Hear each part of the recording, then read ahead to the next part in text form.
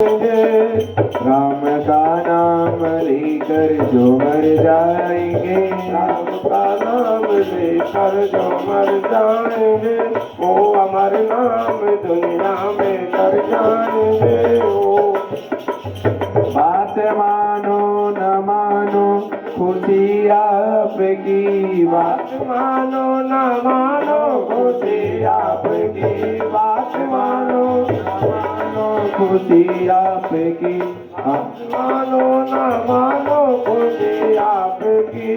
हम मुसाफिर हैं कल अपने घर जाएंगे, मुसाफिर है कल अपने घर जाएंगे, हम मुसाफिर हैं कल अपने घर जाएंगे। राम का नाम लेकर जो मर जाएंगे, राम का नाम लेकर जो मर जाएंगे, राम का नाम लेकर मर जाएंगे, वो अमर नाम दुनिया में कर जाएंगे, वो अमर नाम दुनिया में कर जाएंगे। बोलिए बाल कृष्ण लाल की। नारद जी महाराज कहते हैं, बात मानेंगे तो ठीक है, नहीं मानेंगे तो ठीक है, हम आज है कल अपने घर जाएंगे। व्यास जी महाराज को बड़ा सुंदर उपदेश नारद जी महाराज करते हैं, तो नारायण प्रभु के सामने ठुमक ठुमक कर खूब नारद जी महाराज नाचते हैं। और आज भी आप लोग देखते ही हैं, नारद जी महाराज 2 घड़ी से ज्यादा कहीं नहीं रुकते हैं। नारद जी केवल 2 घड़ी ही रुकते हैं, कहीं भी 2 घड़ी से ज्यादा कहीं नहीं रुकते हैं। प्रभु मेरी कीर्तन पर खुश हो गए और इतने प्रसन्न हो गए कि अपनी बीड़ा प्रदान कर दी नारद जी महाराज को और कहा, बेटा इस बीड़ा पर मेरे गीत का गायन किया कर, नाम संकीर्तन किया कर और जगत में विचरण करना, और मेरे मन की महिमा का चमत्कार देखो कि कहाँ तो दासी का पुत्र था, आज ब्रह्मा का पुत्र बन करके महिमा का चमत्कार देखो, जगत में मेरी सब जगह पूजा होती है। बोलिए नारद भगवान की। आज नारद भगवान की हर जगह पूजा होती है, और जहाँ पर झगड़ा ना होता, अगर वहां पे नारद जी पहुंच जाए तो झगड़ा होना ही होना है। और जहाँ पे प्रतिदिन झगड़ा होता हो, अगर वहां पे नारद जी पहुंच जाएं तो वहां पे कभी झगड़ा नहीं होगा। सर्वत्र पूजा होती है मेरी। वास्तव में ये मेरे प्रभु का नाम की कृपा है, जिसने जगत पूज्य बना दिया। मैं उन्हीं के गीत गाता घूमता हूं, और इसलिए आपसे भी निवेदन कर रहा हूं, आप भी गोविंद का गुणगान किया करो, फिर देखो आपको कितना आनंद प्राप्त होता है, और आपकी वाणी से भक्तों को कितना परम सुख प्राप्त होता है। प्रदेश मात्र भवता प्रदर्शितम, मेरी गोविंद का गुणगान करो संकेत भर। अब तुम्हारा विस्तार से सुनाओ। ऐसा कहकर नारद जी अंतर ध्यान हो गए। व्यास जी तुरंत अपनी कमी का अनुभव किया कर लिए, और अभी वक्ता के मन करके वक्ता बन करके सोच रहे थे कि मैं बोल रहा हूँ, मैं लिख रहा हूँ, और अब मैं वही लिखूंगा जो ठाकुर जी लिखवाएंगे। उनकी प्रेरणा से तुरंत सरस्वती नदी के किनारे भगवान वेद व्यास जी गए स्नान करके। जैसे व्यास जी महाराज अपने सभ्य प्रयास आश्रम का ध्यान मग्न होकर बैठे, हृदय में भगवत की भागीरथी प्रकट हो गई। गदगद कंठ से गोविंद का गुणगान करने लगे। व्यास जी गाते, श्री गणेश जी महाराज लिखते हैं, भगवत प्रेमी में डूबे श्री वेद व्यास जी महाराज का ये पावन परमहंस संहिता प्रकट होगी। 18,000 श्लोक हैं, 12 स्कंद हैं और 335 अध्याय हैं श्रीमद् भागवत महापुराण में।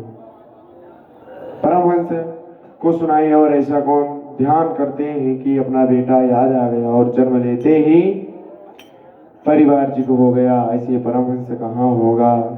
पर वह तो ना जाने किसकी गिरी गुफा में ध्यान मग्न होगा। कहाँ ढूंढता फिर वो तो अपने शिष्यों को बुलाकर भगवत के 2-4 श्लोक रटा दिए हैं नारद जी। व्यास जी महाराज शिष्यों को बुलाकर 2-4 श्लोक रटा दिए। फिर उन शिष्यों को आदरणीय प्रातः स्मरणीय श्री सुखदेव जी महाराज को खोजने के लिए उन शिष्यों को भेज दिए।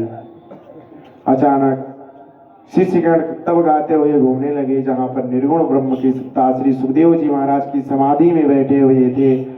अचानक उनके कान में श्लोक रटाया को जो गुणगान कर हुआ गाता जा रहा था।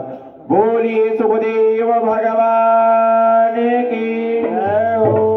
वारह पीडम नटवर वपो कर्णयो कर्णकारम बिभ्रध्वंसा कनक कपिशम वैजयंतीं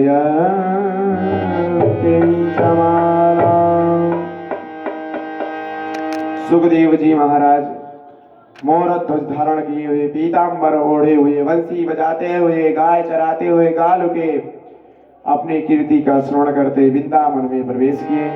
ये श्लोक कान में पढ़ते सुखदेव जी महाराज की समाधि खुल गई और वह ऐसा मोर मुकुट वाले को दर्शन हमें क्या अद्भुत झांकी माकी का दर्शन हुआ। और मेरे चित्त में रोग और पुनः ब्रह्म चिंतन में प्रलय करने लगे। रूप वसुधा में अपने नहीं मेरे खिंचाव पैदा हुआ कि रोकने का प्रयत्न करो। जैसे ब्रह्म चिंतन का प्रयास करते हैं मोर मुकुटवंशी प्रकट हो गई और स्वभाव में प्रति संदेह। तब तक व्यास जी के अहो आचर्यम वकी नाम पूतना बकासुर की और भगनी वकी की अपनी स्तनों को कालकूट विषय लगाकर भगवान को मारने से प्रेरित किया। सारे पापों का मर्द कर डाले भगवान। बुरी भली जैसे भी थी पर काम को मैया इस लोभे गति से युद्ध तदोहन माँ यशोदा के समान उस अपनी पुतना को गति प्रभु ने प्रदान की। कावा दयालु शरणम प्रजे कौन भागा होगा जो परम कृपालु दयालु शरणागत दीना स्वीकार कर नहीं करेगा। उनकी शरण में आना चाहे तो सुखदेव जी ने सुना वह इतने प्यार से सुंदर, इतना मधुर होने के साथ साथ इतने सरल हैं, इतना सुगम सहज, ऐसा कोई हो ही नहीं सकता। आपको रोक नहीं पाया। हरिर गुणा चित्त मतिर भगवान वादरायणी आद्यगमन मादख्यान नित्यम विष्णु जन प्रिया। हरि का अर्थ हरण करने वाला। उस हरि का चित भी हर किसी को चुम्बक की तरह चित चोर माधव के चरणों में चिपक गया। खींचे खींचे अरे भैया बड़े प्यार से इस श्लोकों को गुणगान जरा 2-4 और सुना दो। शिष्यगण बोले हमें तो 2 ही आते थे, 2-4 अगर सुनना है तो पूज्य गुरुदेव भगवान के शरण में चलो। ज्यादा आनंद लेना तो हमारे गुरुदेव के पास 18,000 श्लोक हैं, आप गुरुदेव से सुन सकते हैं। सूत जी महाराज कहते हैं ऋषियों गोविंद का गुणानुदान इतने दिव्य हैं कि किसी के मन को खींच लेते हैं। चुम्बक की शक्ति जितनी भी अधिक होगी लोहा उतना शीघ्रता से खींचागा। थोड़ा बहुत गंदगी भी लगी हो तो भी चुम्बक खींच लेता है। और कहीं विशुद्ध लोहा को फिर भी क्या कहना, जिस लोहे ही ज्यादा गंदगी लगी मोटी मोटी कीचड़ की तरह अनेक वस्त्रों में लिपटा हुआ यदि पड़ा हो तो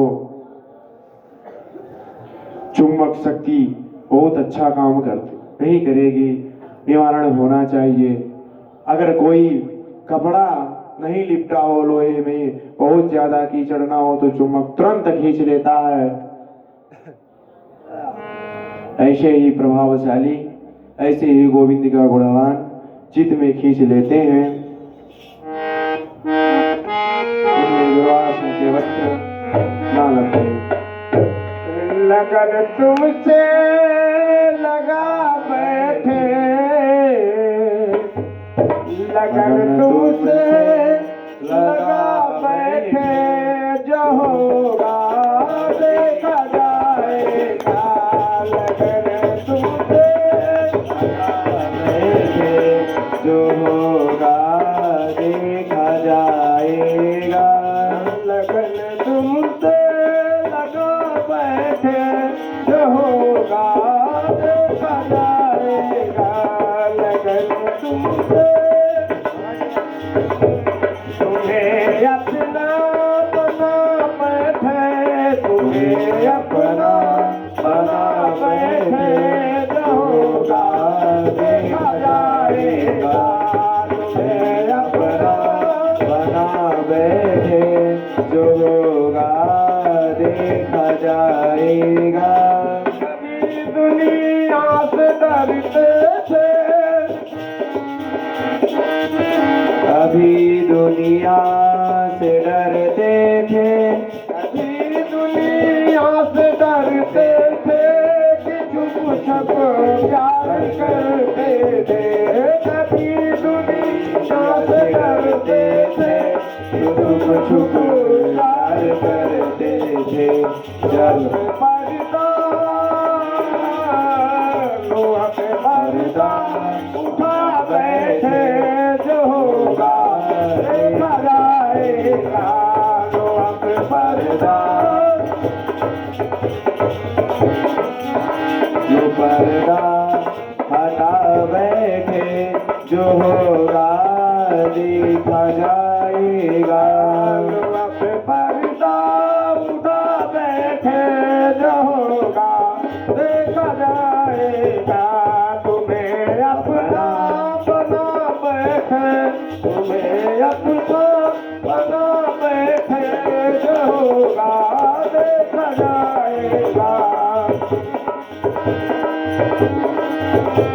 कभी डर था कि दुनिया में,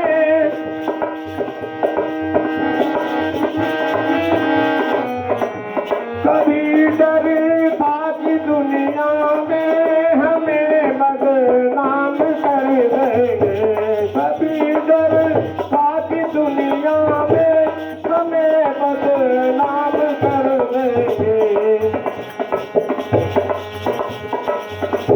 शर्म अब बेच खा बैठे, शर्म अब बेच खा बैठे, जो होगा देखा जाएगा।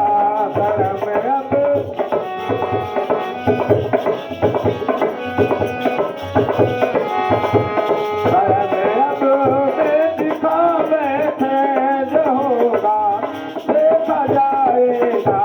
लगन तुमसे लगा बैठे, लगन तुमसे लगा बैठे, जो होगा देखा जाएगा।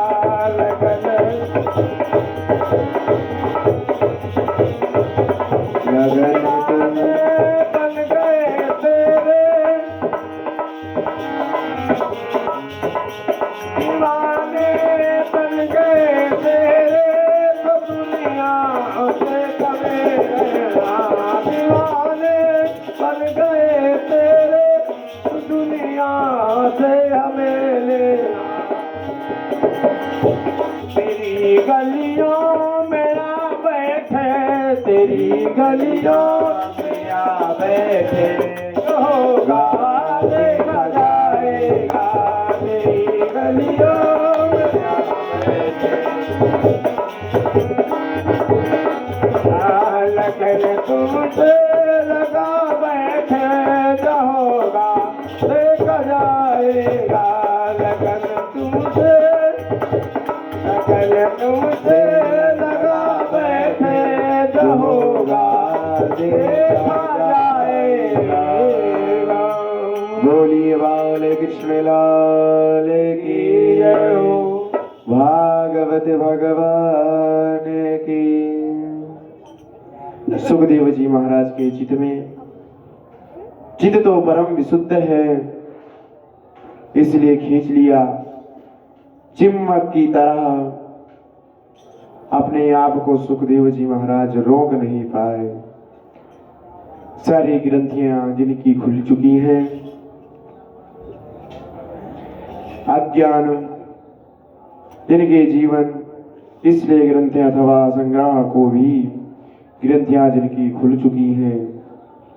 बहुत सी विरक्त भी कुछ कुछ संग्रह की ग्रंथियां बांध कर रखते हैं। सुखदेव जी के पास किसी भी प्रकार की कोई संग्रह नहीं है। सुखदेव जी के पास अथवा शिखा सूत्र की भी ग्रंथि नहीं है। शिखा की ग्रंथि सूत्र भी ब्रह्म गांठ होती है, इसीलिए सब लोग शिखा रखना चाहिए, सभी को शिखा रखनी चाहिए। आजकल तो ब्राह्मण बालक भी शिखा रखना शर्माते हैं। शिखा और तिलक दो चीज बिल्कुल नहीं कहिए लगाने। एक शिखा नहीं रखेंगे और दूसरा तिलक नहीं लगाएंगे, और लगाएंगे भी तो लोग इतना चिढ़ा देंगे कि कल से वैसे लगाना बंद कर देंगे। वेद व्यास जी के पास में जब शुक्राचार्य जी महाराज पधारे, चरणों में नमन किया, गुरुदेव ये क्या प्रसादी हमें भी मिलेगा? अपने प्रिय पुत्र को पाकर प्रसन्नता से प्रमुक्त हो उठे श्री वेद व्यास जी महाराज। वाह, जिसके पीछे मैं स्वयं भागा फिरता था, पुत्र पुत्र कह करके,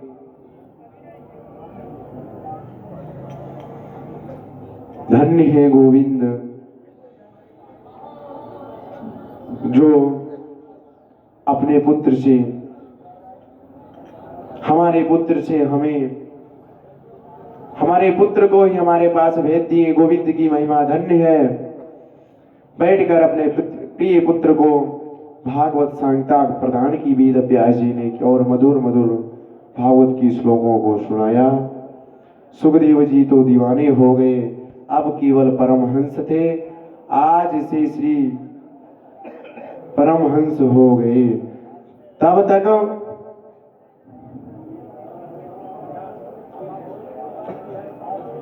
अब तक निरोग आत्मा और चित्त परिनिष्ठित था, आज से सगुण साकार श्री राधा कृष्ण के परमोपासक बन गए हैं। बोलिए बाल कृष्ण लाल की। और वही भागवत संहिता के आत्म शांत करने पर उन्हें सुखदेव जी महाराज के अवसर पर आने पर परीक्षित के सामने परोस दिया। सुखदेव जैसा परमहंस 7 दिन में तक उनके सामने बैठे रहे, जो गोद आने काल से ज्यादा कहीं टिकने वाले नहीं हैं। वह 7 दिन तक लगातार परीक्षित के सामने इस प्रकार इस जगह बैठकर कथा सुनाते हैं। इसका कारण क्या है? परीक्षित जी महाराज ये भागवत क्यों सुनी?